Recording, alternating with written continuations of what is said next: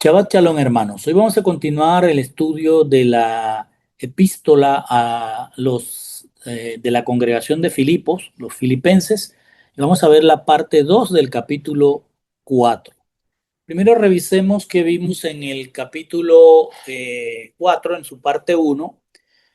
Vimos que el apóstol Shaul inició el capítulo 4 haciendo un llamado a la perseverancia firme en el Señor, pues considera a los filipenses su gozo y corona. Luego aborda las diferencias entre las líderes Evodia y Sintique, rogándoles que vivan en armonía. Para evitar que el conflicto distraiga a la congregación, el apóstol enfoca inmediatamente la atención en el mandato central de esta porción y les dijo: regocíjense siempre en el Señor, porque su seguridad está en que sus nombres están inscritos en el libro de la vida. Esta actitud de gozo debe manifestarse en la amabilidad exhibida a todos los seres humanos. Shaul establece que el antídoto contra la ansiedad, si surgiera aún estando en el gozo en el Señor, si surgiera una preocupación, en lugar de ceder al afán y a la ansiedad, deben presentarla a Dios en oración, súplica y acción de gracias. Si actúan así, el gozo en el Señor permanecerá, pues Yeshua les dará su paz que sobrepasa todo entendimiento. Para sostener esta paz, el apóstol dijo que deben disciplinar su mente enfocándose en un filtro de 8 virtudes que incluían lo verdadero, lo honesto, lo justo, lo puro, lo amable, etcétera. Solo mediante la obediencia a la práctica, a lo aprendido de Pablo, podrán exhibir un comportamiento de excelente moral que los haga dignos de estar en la presencia de Mashiach. Finalmente, en el capítulo 4, en su primera parte, Pablo expresa su gozo profundo, no por la ofrenda material que ha recibido de los filipenses, sino por la madurez que ellos exhiben al ayudarlo, demostrando en ellos frutos del Ruach HaKodesh. Aclara entonces que su alegría no debe interpretarse como una obligación para ellos, que tienen que estar llevándole ofrendas, pues él ha sido educado por Yeshua a contentarse con lo que tiene sin importar las circunstancias. Así concluye con su declaración de fidelidad y dependencia, por lo cual dijo: todo lo puedo en Mashiach que me fortalece. Esto significa que toda circunstancia, la aflicción de la escasez o la tentación de la abundancia, puede ser soportada por él y manejada con fidelidad gracias a Mashiach, que lo educa continuamente para depender solo de él. Y entrando entonces al capítulo 4 en su segunda parte, vamos a iniciar en el verso 15 y 16, que dice: y sabéis también vosotros, oh filipenses, que al principio de la predicación del Evangelio, cuando partí de Macedonia, ninguna asamblea participó conmigo en razón de dar y recibir, sino vosotros solos. Entonces, Pablo, después de afirmar que hicieron bien los filipenses en participar en su tribulación, aunque él todo lo puede en Mashiach, como dijo, va a pasar ahora a relatar cuán importantes son los filipenses para él, y les dice: y sabéis también vosotros, oh filipenses, que al principio de la predicación del Evangelio, cuando partí de Macedonia, ninguna asamblea participó conmigo en la razón de dar y recibir, sino vosotros solos. El apóstol continúa expresando su gratitud a la congregación de Filipos. Y ahora, retrocediendo en el tiempo, quiere resaltar el lugar especial que ocupan en su corazón los hermanos de Filipos. Ellos fueron los primeros creyentes en el continente europeo, así que tenían un lugar muy especial en el corazón de Pablo. Al decir al principio de la predicación del Evangelio, Shaul hace una referencia histórica directa al momento en que, guiado por la visión del varón macedonio, él viajó a Macedonia y llegó a Filipos junto con sus colaboradores. Luego dice Pablo: cuando partí de Macedonia. Shaul aquí destaca el momento en que dejó Macedonia para ir a Acaya y fundar la congregación de Corinto, no sin antes pasar por tribulaciones tanto en Filipos como en Tesalónica y Berea, Y en aquel momento de angustia que Pablo soportó en Macedonia para cruzar hasta Acaya, fueron los filipenses los primeros en apoyarlo. Ahora, cuando dice, ninguna asamblea participó conmigo, sino vosotros solos, Shaul subraya que aunque muchas comunidades se beneficiaron del ministerio del apóstol, solo los filipenses demostraron la sensibilidad y madurez espiritual para sostenerlo conscientemente. Esta no era una obligación impuesta que Pablo les estaba diciendo a las congregaciones que tenían que apoyarlo, sino que era una iniciativa de los filipenses nacida de la sólida coinonía, de la comunión que el apóstol les predicó y les enseñó. Cuando Pablo dice en dar y recibir, utiliza un lenguaje comercial y contable de la época para establecer un paralelismo crucial.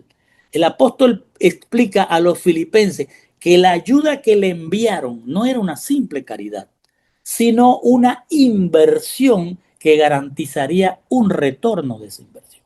Pablo crea la metáfora de una transacción comercial, donde los filipenses no están depositando sus recursos en él, sino que están invirtiendo en el reino de Dios.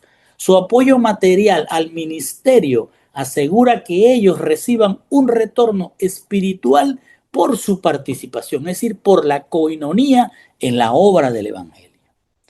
Al decir, aún a Tesalónica me enviaste una y otra vez, Shaul muestra que su compromiso, el de los filipenses, no era una cosa ocasional ni motivada por la emoción del momento. Incluso cuando él se trasladó a Tesalónica, dentro de Macedonia, los filipenses enviaron ayuda repetidamente, demostrando iniciativa, constancia y discernimiento espiritual. Y dice el verso 17 y 18. No es que busque dádivas, sino que busco fruto que abunde en vuestra cuenta. Pero todo lo he recibido y tengo abundancia. Estoy lleno, habiendo recibido de Epafrodito lo que enviasteis. Olor fragante, sacrificio acepto, agradable a Dios. Vamos a entender. Después de reconocer la constancia y la fidelidad de los filipenses, Shaul aclara cuál es su verdadero gozo personal, más profundo, y respecto a las ofrendas recibidas, él les va a decir, no es que busque la dádiva en sí, sino que busco fruto que aumente en su cuenta, en la de los filipenses. Al decir no es que busque dádivas, Shaul deja claro que su agradecimiento no nace del interés personal ni del deseo de que los filipenses se sientan obligados a sostenerlo económicamente. Él vivía en contentamiento y en total dependencia de Machía, como yo lo había explicado cuando dijo todo lo puedo en Machía que me fortalece. Pablo afirma con énfasis, no estoy buscando regalos, sino que busco fruto que abunde en vuestra cuenta, en la cuenta de ustedes como hermanos filipenses. Con esto, Shaul establece un contraste claro. No le interesa la dádiva material en sí misma, sino la bendición espiritual que la generosidad de los filipenses produce en ellos mismos. Es decir, el fruto era la representación del testimonio visible de la madurez de esa congregación y de su creciente semejanza a Mashiach. Y al decir que abunde en vuestra cuenta, retoma el lenguaje financiero para aplicarlo a la realidad espiritual. Cada acto de generosidad de los filipenses no es una pérdida, sino una inversión activa en el reino, cuya ganancia solo Dios puede medir y multiplicar. Shaul se regocija y entonces dice que ese regocijo no es por el alivio que recibe a través de la ofrenda, sino porque los filipenses están produciendo fruto espiritual con valor y recompensa que recibirán directamente de Mashiach y que esa recompensa será eterna. Luego dice, todo lo he recibido y tengo abundancia, estoy lleno. Con humildad y gratitud, el apóstol está reconociendo que los filipenses han suplido sus necesidades de manera completa. La frase estoy lleno expresa que la alegría no es porque él recibió algo material, sino porque los filipenses han alcanzado un nivel de madurez muy grande que lo llena a él. Seguido dice, habiendo recibido de Epafrodito lo que enviasteis. Con esto destaca que esa madurez implicó esfuerzo y sacrificio hasta arriesgar la vida de un hermano por otro. Al decir olor fragante, sacrificio acepto, agradable a Dios, el apóstol eleva la madurez de los filipenses al nivel de los sacrificios presentados en el templo, especialmente el sacrificio llamado el olá, el holocausto, o lo que asciende. Eso es lo que significa el sacrificio de olá. En este tipo de ofrenda, en el olá o en el holocausto, el animal era consumido por completo en el altar y el humo que subía simbolizaba una entrega total que ascendía como olor grato al Eterno. Al usar esta imagen, el apóstol Shaul enseña que a los filipenses en su madurez, o que los filipenses en su madurez se presentan ante Dios como un sacrificio, como un holocausto vivo y santo, el tipo de sacrificio que agrada a Dios, tal como Pablo los describe en Romanos 12:1. Y dice en el verso 19 al 20, mi Dios pues suplirá todo lo que os falta conforme a sus riquezas en gloria en Yehoshua HaMashiach. Al Dios y Padre nuestro sea gloria por los siglos de los siglos. Amén. Shaul ha enseñado que los filipenses han madurado al grado que él los compara con un holocausto vivo y agradable a Dios. Después de esto les dice, mi Dios pues suplirá todo lo que os falta conforme a sus riquezas en gloria en Yehoshua HaMashiach. Al Dios y Padre nuestro sea gloria por los siglos de los siglos. Amén. El apóstol está cerrando la carta con una bendición y promesa de Dios que va de acuerdo con la madurez de los filipenses. Ellos se presentaron a Dios como un sacrificio vivo, agradable y completo a Dios, llenando las necesidades de Pablo. Ahora Dios mismo suplirá las de ellos. Cuando Pablo dice, mi Dios pues suplirá, la expresión mi Dios es una afirmación de absoluta fidelidad. Se refiere al que está hablando Pablo del Dios que ha guardado su mente y corazón, el Dios que ha sido su fortaleza en escasez y en abundancia, y del cual pueda testificar que es su gozo inquebrantable. Al decir suplirá, el verbo griego es plerosei, que significa llenar completamente o completar plenamente. Dios no solo dará un poco, sino que llenará plenamente todo vacío en el cuerpo y la mente de los filipenses. Una promesa que alcanzará su cumplimiento total con el regreso de Mashiach. Cuando Pablo dice todo lo que os falta, se refiere a una promesa específica para el momento o la situación. La frase clave es lo que falta, no lo que desean ellos, sino que es lo que les falte a ellos en ese momento. Dios suple necesidades reales, materiales, emocionales, espirituales y ministeriales. Él conoce exactamente qué es lo necesario para cumplir su propósito en la vida del creyente y lo otorga en el tiempo y la medida adecuados. Al decir conforme a sus riquezas en gloria, Shaul presenta el elemento clave. Dios suplirá conforme a su propia riqueza ilimitada y gloriosa. Esta provisión va más allá de las necesidades terrenales. La verdadera riqueza se mide por la gloria de Dios y se manifestará plenamente en la meta final del creyente, que es ser igual a Mashiach en cuerpo glorioso. Pero Pablo agrega, en Yeshua HaMashiach. Esto significa que Dios proveerá la plenitud, primero supliendo lo que le falte, no lo que le pidan o deseen, sino lo que le falte terrenalmente, y después, al regresar Yeshua, completará la provisión con la riqueza de su gloria.